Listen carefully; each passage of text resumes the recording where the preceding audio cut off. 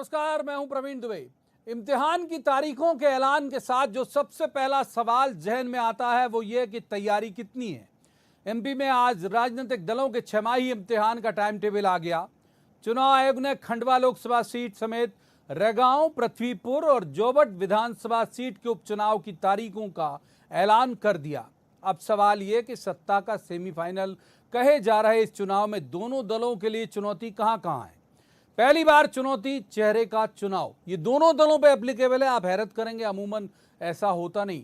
क्या दोनों दल आम राय से उम्मीदवार का चयन कर पाएंगे?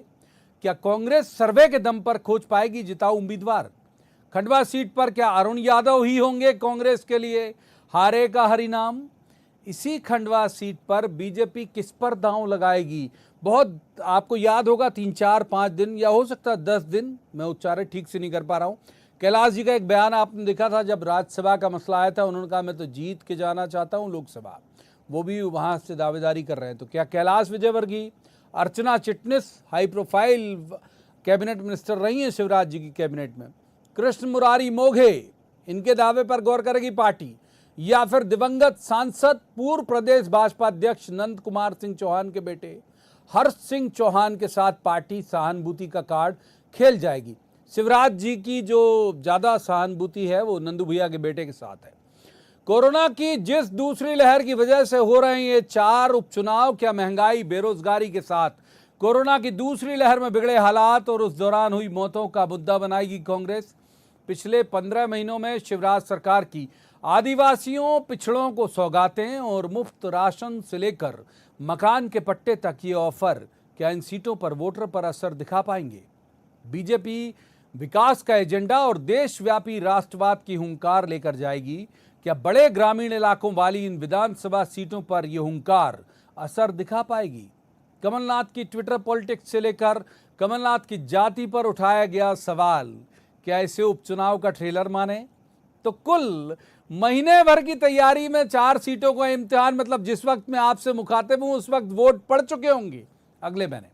सवाल उपचुनाव, चुनौती कांग्रेस की बड़ी या बीजेपी की? एक बेहद खास पैनल हमारे साथ मौजूद होगा जिससे हम ये सारे सवाल करेंगे और कहेंगे। जवाब तो देना होगा, लेकिन पहले आपको दिखाते हैं एक रिपोर्ट, देखिए।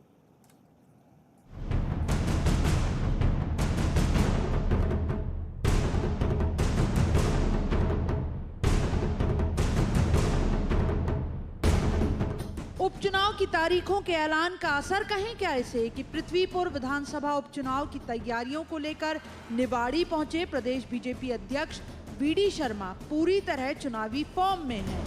संगठन की तैयारियां तो पहले ही शुरू कर दी थी, अब बयानों के तीर भी। वीडी शर्मा ने उठाए कमलनाथ की जाति पर सवाल। पूरे मध्य प्रदेश को बंटा ढार करके खा गए थे। गलती से 15 महीने में कांग्रेस की सरकार बनी और एक प्रदेश का एक जिसका न पृथ्वीपुर से लेना देना, न भोपाल से लेना देना, न छिंदवाड़ा से लेना देना, न इस प्रदेश से लेना देना। कहां से आए कमलनाथ? कोई बता सकता है कहां के कमलनाथ? किस जाति के कमलनाथ? कोई नहीं पता। बाकी 30 अक्टूबर को मतदान और 2 नवंबर को वोटिंग का चुनावी कार्यक्रम घोषित होते ही कांग्रेस से लेकर बीजेपी तक सियासी दलों का आत्मविश्वास 7वें आसमान पर। कांग्रेस ने तो ट्विटर पर उम्मीदवारों को अग्रिम बधाई भी दे दी। बीजेपी में संगठन से लेकर सरकार तक दावे, 4 सीटें तय बीजेपी के खाते में ही जाएंगी। बीजेपी का भरोसा, सरकार का काम जीत का आधार बनेगा। सरकार के जन कल्याणकारी कामों को लेके भी जनता के बीच में जाएंगे और हमें विश्वास है कि जनता का प्यार और आशीर्वाद भारतीय जनता पार्टी को मिलेगा। कांग्रेस की तैयारी स्थानीय समस्याओं के साथ महंगाई, भ्रष्टाचार और कोरोना की दूसरी लहर को मुद्दा बनाने की।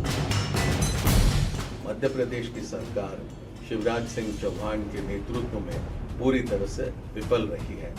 विफलताओं की एक लंबी कतार है, एक लंबी गाथा है और हम समझते हैं कि कांग्रेस पार्टी हर स्तर पर पूरी तरह से इन चुनावों में सिर्फ मजबूती से मुकाबला ही नहीं तो भारतीय जनता पार्टी को पूरी तरह से परास्त करने के लिए, शिकस्त देने के लिए तैयार है। कांग्रेस और बीजेपी दोनों के लिए चुनाव साख का सवाल है। इन चुनाव की जीत हार सरकार पर असर भले न डाल पाए, लेकिन 2023 की सियासी तस्वीर की झलक तो दे जाएगी। बता जाएगी कि चुनौती कांग्रेस की बड़ी है या भाजपा की। जवाब तो देना होगा। भोपाल में शरद श्रीवास्तव, अनुराग श्रीवास्तव के साथ bureau report, news 18 Madhya Pradesh, Chhattisgarh. तो रस्मन सबसे पहले उन खास मेहमानों का परिचय जिनके साथ हम इस चर्चा को आगे बढ़ाएंगे। हमारे साथ हैं संजय यादव, कांग्रेस के बड़े ऊर्जावान और विद्वान एमएलए हैं, बहुत अच्छे प्रवक्ता भी हैं। बहुत स्वागत संजय जी का।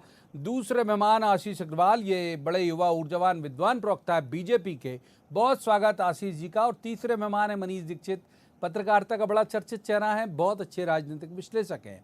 मनीष जी का भी स्वागत। शुरुआत करेंगे संजय जी से। संजय जी, जैसे ही इलेक्शन अनाउंस हुआ, बीजेपी के प्रदेश अध्यक्ष का एक वीडियो हमने दिखाया, लगातार एक्सक्लूसिव था न्यूज़ 18 का।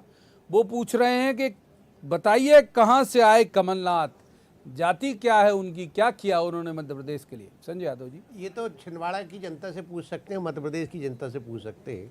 उनको मध्य प्रदेश की जनता से पूछना चाहिए। आज खजुराहो की जनता पूछे कि आप ठीक है लहर में जीत गए, कि बीडी शर्मा जी कहाँ से आए। तो ये तो जब उन लोगों से पूछना चाहिए जो लोग अपने गिरेबान में झांकें कि कमलनाथ जी का एक इतिहास है। आज छिंदवाड़ा, चाहे मध्य प्रदेश हो चाहे महाकौशल हो, कि कमलनाथ जी ने जो अपने मंत्रिमंडल काल में, चाहे केंद्रीय मंत्री के रूप में जो विकास की गाथा रची है, निश्चित रूप से मध्य प्रदेश की जनता उसको सदैव याद रखेगी। मैं तो आज कह रहा हूँ भारतीय जनता पार्टी में अफरा तफरी का माहौल हो गया। कल परसों शायद दिल्ली में काफ़ी लोग इकट्ठे हुए, तो एक बेचैनी का आलम है। वो गुजरात मॉडल की बात तो और बेचैनी है। तो इन लोगों में एक तो आपसी रस्साकस्सी के साथ साथ उस शिवराज जी के जो जुमले हैं, अब उन जुमलों में जनता फंसने वाली नहीं है। क्योंकि कल मैंने देखा कि रेगांव में इन्होंने कॉलेज स्वीकृति की बात की, लेकिन इसके पहले भारतीय जनता पार्टी के विधायक थे जिनके निधन के कारण सीट रिक्त हुई है। वो आप भारतीय जनता पार्टी के कार्यकाल में कॉलेज क्यों नहीं बना पाए उन विधायक के कार्यकाल में? ये तो आपकी मतलब ये है कि जनता को गुमराह भ्रमित करने का काम कर रहे हैं। आज की तारीख में जनता हताशा से भरी हुई है, क्योंकि एक तरफ महंगाई, कोविड की मार, इसमें जनता बहुत परेशान है। आज गांव-गांव में बिजली काटी जा रही है। अगर गरीब आदमी बिल नहीं दे पा रहा तो पूरे गांव की ट्रांसफार्मर उड़ा देते हैं, तो लोग अंधेरे में रहने में मजबूर हैं। सबसे बड़ी समस्या कहाँ आ रही लोगों के साथ, आप अनाज के नाम पे जितने का ढोल नहीं उतने का मजीरा, जितना अनाज नहीं दे रहा उतना थैला दे रहे।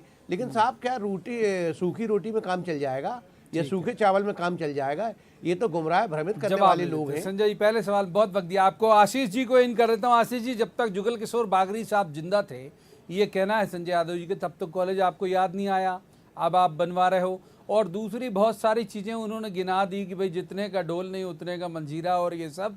तो उनका ये दावा है केवल रेगांव सीट के लिए नहीं, बाकी जगह भी। आज बधाई के भी संदेश चल गए कांग्रेस में, चारों सीटें जीतने की बधाई। मतलब आप कहीं नहीं टिक पाओगे, ऐसा सोच रही कांग्रेस। देखिए, कांग्रेसियों के लिए मुझे वो पंक्तियां याद आती हैं कि तुम्हारे पाँव के नीचे ज़मीन नहीं है और कमाल ये है फिर भी तुम्हें यकीन नहीं है। तो जो मध्य प्रदेश में 15 महीने की काली कमलनाथ सरकार थी और जिसके बाद 28 उपचुनाव हुए और उसमें जनता ने तय कर दिया कि 15 महीने में इन्होंने नाकारापन दिया, जनता को ठगा, लूटा, वादा खिलाफी की। आज उन्हीं बातों पर अगर ये दोबारा से जनता को मूर्ख बनाएंगे तो मुझे लगता है कि परीक्षा का परिणाम वही होगा जो पहले हुआ था। अब चुनौती किसके लिए? तो देखिए, निश्चित ही एक चुनाव लोकतांत्रिक परीक्षा है और ऐसे में वही परीक्षार्थी चुनौती का सामना करने में सक्षम होता है जिसने पहले से तैयारी की हो। तो चुनाव की घोषणा भले ही आज हुई हो, परंतु आपसे संजय जी की बात में गुंजाइश नहीं थी, आपके में है। आपके में इसलिए है कि बीडी शर्मा जी का आज का बिल्कुल एक ताजा खोलता उबलता हुआ बयान आया। कमलनाथ जी की जाति, मतलब ये क्या एजेंडा सेट करने के मूड में हो आप लोग? देखिए, जब राहुल गांधी से उनका गोत्र पूछा गया तो उन्होंने जवाब दिया तो कमलनाथ जी से अगर पूछा जाए और तो उसका जवाब देना चाहिए ना, सबको बताना चाहिए कि कमलनाथ कहाँ से आए, कैसे आए और किस जाति के हैं। बाद बाकी मध्य प्रदेश की जनता ये भी पूछ रही है कि वर्तमान में कमलनाथ कहाँ पर हैं, क्योंकि कमलनाथ मध्य प्रदेश कांग्रेस के अध्यक्ष हैं, नेता प्रतिपक्ष हैं और इस समय वो दिग्विजय सिंह को सौंप के गायब हो गए हैं। अब दिग्विजय सिंह जी कौन? दिग्विजय सिंह जी मतलब मिस्टर बंटाधार। दिग्विजय सिंह जी कौन? जो स्वयं कहते थे कि वे जहां खड़े होते हैं वहां पर वोट कटते हैं। दिग्विजय सिंह जी कौन? दिग्विजय सिंह जी के लिए उमंग सिंगार कहते थे कि वो ब्लैकमेलर है, वो माफिया है। तो अगर एक माफिया के नेतृत्व में कांग्रेस चलना चाहेगी और कमलनाथ गायब होंगे तो ये सवाल तो जायज है। पहले सवाल में बहुत वक्त देता हूं पॉलिटिकल गैस को। तीसरे मेहमान मनीष जी, एजेंडा सेट होता हुआ दिख रहा है आपको दोनों की तरफ से। कल सरस्वती शिशु मंदिर को लेके एक मसला, आज कमलनाथ जी की जाति, और दूसरी तरफ कांग्रेस को आपको क्या लगता है कांग्रेस किस लाइन ऑफ एक्शन पे जाएगी इस बाई इलेक्शन में? क्योंकि उसके पास तो गवर्नमेंट गए हुए बहुत लंबा वक्त हो गया, बताने कुछ ज्यादा है नहीं। मनीष जी, इसमें एक और मुद्दा अभी आया है प्रवीण जी, आपने मिस कर दिया। जो राजपूतों पर एक वो भी हुआ है, जोधा अकबर वाला प्रकरण भी एक चला है। तो ये एक टोन सेट करने की एक कवायद लग रही है, क्योंकि अगर हम पिछला इतिहास देखें या अभी जो हाल फिलहाल में जिस तरह की, जैसे अभी यूपी में बड़ा प्रतिष्ठापूर्ण चुनाव होने वाला है, तो उधर भी इस तरह का ही कुछ एजेंडा सेट किया जा रहा है। खैर उत्तर प्रदेश और मध्य प्रदेश के हालातों में बहुत अंतर है। फिर भी जैसा आपका सवाल है कि कांग्रेस का क्या रहेगा और उसके पास अब बताने के लिए कुछ नहीं है। एक्चुअली प्रवीण जी, इसमें एक बात समझनी चाहिए कि जब भी बाई इलेक्शंस होते हैं तो अगर अपन पिछला ट्रेंड उठा के देखें तो 90% केसेस में जो सत्ता पक्ष है वो ही चुनाव जीतता है। अब मगर मध्य प्रदेश में हालात थोड़े से अलग इसलिए हैं क्योंकि मध्य प्रदेश में जैसे आप, हाँ लास्ट में हुआ है वो प्रवीण, 2018 में हुआ था जब कोलारस और वो चुनाव हुए थे। बट उसके पहले जो चुनाव हुए, मैं वही बोल रहा हूं ना, इसीलिए मैंने 90% बोला, इसीलिए 90% बोला कि भैया 90% में सत्ता पक्ष जीतता है। मगर अभी हाल ही में तो नहीं, 6 महीने पहले एक दमोह में भी बाई इलेक्शन हुआ था और वो दमोह में जो रिजल्ट आए थे वो अप्रत्याशित थे। तो कांग्रेस के लिए सबसे बड़ी चुनौती ये है कि कांग्रेस उस मोमेंटम को बरकरार रख पाती है कि नहीं। अगर वो अपनी सीटें जो 2 विधानसभा उसके पास हैं वो रिटेन नहीं कर पाई तो कांग्रेस की जो वर्तमान लीडरशिप है उस पर प्रश्न चिन्ह लगेगा। सिमिलरली अगर अपन भारतीय जनता पार्टी की बात करें तो भारतीय जनता पार्टी के पास एक लोकसभा और एक विधानसभा है। तो भारतीय जनता पार्टी को ये दोनों सीटें तो रिटेन करनी ही है क्योंकि भाई ये तो उन्हीं की सीट है। इसके अलावा अगर वो कांग्रेस की सीट छीनती है तो ये उनके लिए एडवांटेज, क्योंकि इस इलेक्शन का मध्य प्रदेश की राजनीति पे कोई असर नहीं पड़ने वाला है। अगर कांग्रेस सब जीत जाती है या भारतीय जनता पार्टी सब जीत जाती है तो मध्य प्रदेश की पॉलिटिक्स पे कोई असर नहीं पड़ेगा, क्योंकि ये सेमीफाइनल नहीं है प्रवीण जी, मैं करेक्ट करूंगा, सेमीफाइनल होंगे जब नगरीय निकाय के चुनाव होंगे। ये क्वार्टर फाइनल है या जिसको अपन बोलते हैं ना क्लास टेस्ट है ये एक्चुअली। इसके परिणाम से फाइनल परिणाम को जज करना थोड़ी जल्दबाजी होगी। तो इसलिए ये क्वार्टर फाइनल, हाँ बिल्कुल इसको क्वार्टर फाइनल। एक बार संजय जी को फिर करता हूं। संजय जी रेगांव अपने आगे जरूर, संजय जी मैं रेगांव के मुद्दे बता देता हूं कि भाई वहां पे बेरोजगारी बड़ा मुद्दा, बिजली की समस्या बड़ा मुद्दा, विधानसभा में एक भी कॉलेज नहीं आज अनाउंस हो गया, हालांकि स्वास्थ्य सुविधा नहीं, अतिक्रमण, पानी भी वहाँ एक बड़ा मुद्दा। ऐसे ही पृथ्वीपुर में पानी, पलायन, बेरोजगारी मुद्दा, ऐसे ही जोबट में सिंचाई, सड़क, शिक्षा, स्वास्थ्य ये मुद्दा। और यहाँ पे भी अगर आप देखें खंडवा में भी, चलिए ठीक है रुचि ग्रोथ सेंटर, दाल मिल, जीनिंग फैक्ट्री, लेकिन यहाँ भी सिंगाजी थर्मल प्लांट यानी और नर्मदा जल स्वास्थ्य, यानी पानी बेसिक जो नीड है ये मुद्दा है। तो फिर आपको लगता है कि इस मामले पे घेर पाओगे आप गवर्नमेंट को, या फिर बीजेपी जो टॉस करती है उसे ही आप लपक लेते हो और फिर यही जाति वाति धर्म वर्म और इन्हीं सब पे ही उलझ के रह जाते हो? देखिए एक बात, बेसिक बात पहले मैंने बोली रही, जो मूलभूत आवश्यकताएं हैं उनकी पूर्ति भारतीय जनता पार्टी विगत 15 सालों से नहीं कर पाई। जहां भी इनका खंडवा बेसिकली इनकी सीट रही, ठीक है एक बार अरुण यादव जी बने वहां से। अब जनता पहले सोचती रही, जनता जैसे मनीष दीक्षित जी बोल रहे थे कि 90% जो है सत्ता पक्ष में जा, अब जनता वो नहीं समझ रही। जनता को ये मालूम है कि हम इनका विधायक भी बना देंगे तो हमारे काम कुछ नहीं होने वाले। आपने जो समस्याएं बताई हैं, समस्याओं बहुत बुरी हालत में, मैंने पहले ही आपसे बता दिया कि लोग इस समय बिजली की समस्या से बहुत परेशान हैं। जो 2003 में कांग्रेस की स्थिति थी बिजली, सड़क, पानी की, उस पर हम लोगों ने सत्ता खोई थी, जिसके बल पे भारतीय जनता पार्टी कहलाता था उस समय। हाँ, उस समय भारतीय जनता पार्टी उसके कारण 15 साल सत्ता में रही। 15 साल उन मुद्दों को इन्होंने छुआ भी नहीं, और सिर्फ जातिवाद या नफरत इस तरह से राजनीति करती रही। लेकिन अब जनता समझदार हो गई, समझने लगी, अब जनता चाहती विकास। और जो आपके विधायक थे, 15 साल से आपकी सरकार थी, तो जनता आपसे हिसाब मांगेगी। जनता आपके बहकावे में, एजेंडा में अब नहीं आने वाली, दमों में क्यों नहीं आई? आशीष जी, अब नहीं आएगी जनता आपके बहकावे में, विकास चाहती है वो, और आप लोग नफरत फैलाने का काम करते हो, ये कह रहे हैं संजय यादव। देखिए, मैं बार बार उन उपचुनावों का याद दिलाता हूं जिसमें 28 उपचुनाव हुए थे, जो एक कंसीडरेबल सैंपल था जनता का मिजाज भांपने का। सुनिए ना, बीच में मत रोकिए। और उसके बाद जनता ने 2/3 मतों से यह तय कर दिया था कि हमारी सरकार या पूर्ववर्ती सरकारों ने बेहतर काम किया। आपने बात किया बिजली का, सड़कों का, तो 2003 से लेके अब तक 2 लाख किलोमीटर सड़कों का जाल है। जो पहले बिजली का प्रोडक्शन था उससे आज 7 गुना है। जितना सिंचाई का रकबा 7 लाख हेक्टेयर होता था, वो आज 45 लाख हेक्टेयर है। तो जनता जब फैसला करती है तो तथ्यात्मक और तर्कसंगत रूप से करती है। बाद बाकी जनता के जो प्रश्न है, अभी भी कांग्रेस सरकार से वो जवाब नहीं मिल पाए कि कर्ज माफ 2 लाख तक का क्यों नहीं हुआ, बेरोजगारों को भत्ता क्यों नहीं मिला। अगर ये सब हुआ होता तो कांग्रेसी अभी सत्ता में बैठे होते और अपने साथियों को ही विश्वास दिला देते। तीसरा विषय सड़कों पे आ गई। अरे सुनिए ना, देखिए सुनिए ना, मैं तो आपसे बहुत एक छोटा सा एक बेसिक प्रश्न पूछता हूँ। आपने कहा कि पानी क्यों मुद्दा है। अरे हर घर 51,000 रुपए, ये योजना तो पूरे देश में मोदी जी ने लॉन्च की है। इनकी सरकार, केंद्र सरकार 55 साल तक बैठी रही, मध्य प्रदेश में 45 साल तक इन्होंने शासन किया, ये क्यों नहीं पहुंचा पाए? तो भारतीय जनता पार्टी की सरकार ने तो जो मध्य प्रदेश बीमारू राज्य से उठा के यहाँ तक पहुंचाया, अब तर्क होते नहीं है तो बीच में रोकते हैं। खत्म हो गया। एक बार क्लोजिंग रिमार्क के लिए आऊंगा, पहले मनीष जी का रुख करते हैं। मनीष जी, एजेंडा आपको लगता है कि कोई कॉमन एजेंडा होगा? मतलब अलग अलग भौगोलिक दृष्टि से देखें तो 3-4 अलग अलग इलाकों में चुनाव है, एजेंडा कॉमन होगा या फिर इलाकाई एजेंडों पर ही होंगे चुनाव? मनीष जी। देखिए प्रवीण जी, ये जो इलेक्शंस हैं ये बिल्कुल अलग अलग एरिया में हो रहे हैं, जैसे आपने कहा। और जनरली जो बाई इलेक्शंस होते हैं, जैसे आशीष ने अभी 28 का उदाहरण दिया, तो वो 28 एक डिफरेंट इलेक्शंस थे। जब बाई इलेक्शन जो हमेशा होते हैं वो 2 या 4, क्योंकि वो स्थितियां परिस्थितियां जो 28 की हैं उसमें अपन को नहीं जाना चाहिए वो किस कारण हुए थे, क्या हुए थे।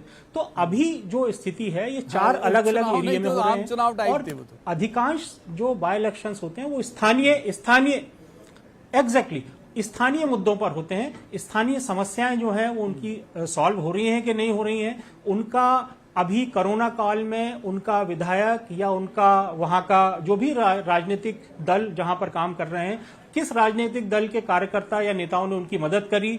जब पलायन हुआ, कोरोना से लोग परेशान थे, जिसने मदद करी होगी वो एडवांटेज में रहेगा प्रवीण जी, और जिसने नहीं करी होगी वो परिणाम हमको बताएंगे कि कौन फील्ड पे था और कौन नहीं था। क्योंकि स्थानीय मुद्दे जो हैं, और स्थानीय मुद्दे इसलिए बहुत ज्यादा इम्पैक्टफुल रहते हैं क्योंकि उनको मालूम है कि अगर हमारा पसंद का आदमी आएगा तो कम से कम हम उससे रिक्वेस्ट करके कुछ काम तो करा सकते हैं। और अगर हमारे पसंद का नहीं है, वो ऐसा ही है कि भाई हमको नहीं मिलना है या हमारे काम नहीं कराना है, तो जनता आजकल एक जगह तो अरुण यादव के नाम है, बाकी जगह तो कई सारे नाम आ रहे हैं। प्रत्याशी चयन कितनी बड़ी चुनौती? देखिए, आदरणीय कमलनाथ जी ने बड़ा हिसाब से, सर्वे के हिसाब से करीब लगभग प्रत्याशी तय हैं। वो निश्चित रूप से कांग्रेस, कमलनाथ जी का नाम लिया जा रहा है। कांग्रेस तो प्रत्याशी चयन चुनौती नहीं, यहाँ तो दिग्विजय सिंह चुनौती है। तो कुछ दिन से यहाँ तो दिग्विजय सिंह जी की अलोकप्रियता चुनौती कर लिया है। दिग्विजय सिंह जी से आप लोग डरते क्यों हो, ये मेरी बात समझ जल्दी से। आशीष जी, आपके लिए कितनी बड़ी चुनौती? बहुत सारे नाम आपके यहाँ भी हैं आशीष जी। देखिए, भारतीय जनता पार्टी के लिए कोई चुनौती नहीं है, क्योंकि चुनाव आज घोषित हुए, परंतु मुख्यमंत्री जनदर्शन इससे पहले से कर रहे थे। हमारे संगठन के मुखिया बीडी शर्मा जी पूरी संगठनात्मक जमावट कर चुके हैं, प्रभारी लॉन्च हो चुके हैं, और ये अभी तक दिग्विजय होंगे या कमलनाथ, बहुत बहुत शुक्रिया तीनों मेहमानों का इस चर्चा में शामिल होने के लिए। लेकिन वानगी आपने देख ली होगी, जो आज आपने स्टूडियो में देखा, कमोबेश यही हालात आपको चुनाव के दौरान वहां मैदान में भी देखने मिलेंगे। वोटर बहुत साइलेंट है, अभी तक वोटर की तरफ से कुछ भी तय नहीं है और वजह भी यह है कि अभी प्रत्याशी जो है घोषित नहीं हुआ। मैं एक बात जरूर यह कह जाता हूं अपने अनुभव के आधार पर कि बहुत सारी चीजें तय कर देंगी जब कैंडिडेट अनाउंस हो जाएंगे। एक तरह से 50% जीत जो है उसी वक्त तय हो जाएगी जब दोनों पार्टियां कैंडिडेट अनाउंस कर देंगी। बाकी का 50% हम देखेंगे नवंबर के शुरुआती सप्ताह में जब इसके नतीजे आएंगे। लेकिन हाँ, जैसे मनीष जी ने कहा कि ठीक है कि ये सेमीफाइनल भले ही नहीं हो लेकिन बहुत निर्णायक होगा। 2023 का रिफ्लेक्शन होगा ये चुनाव, इसलिए महत्वपूर्ण है। देखते रहिएगा न्यूज़ 18, लगातार हम चुनाव बाई इलेक्शन की खबरें आपको दिखाते रहेंगे। आज के इस कार्यक्रम में इतना ही। कल किसी खास मसले पर खास पैनल के साथ बैठेंगे और कहेंगे जवाब तो देना होगा। तब तक आप देखते रहिए न्यूज़ 18 मध्य प्रदेश छत्तीसगढ़।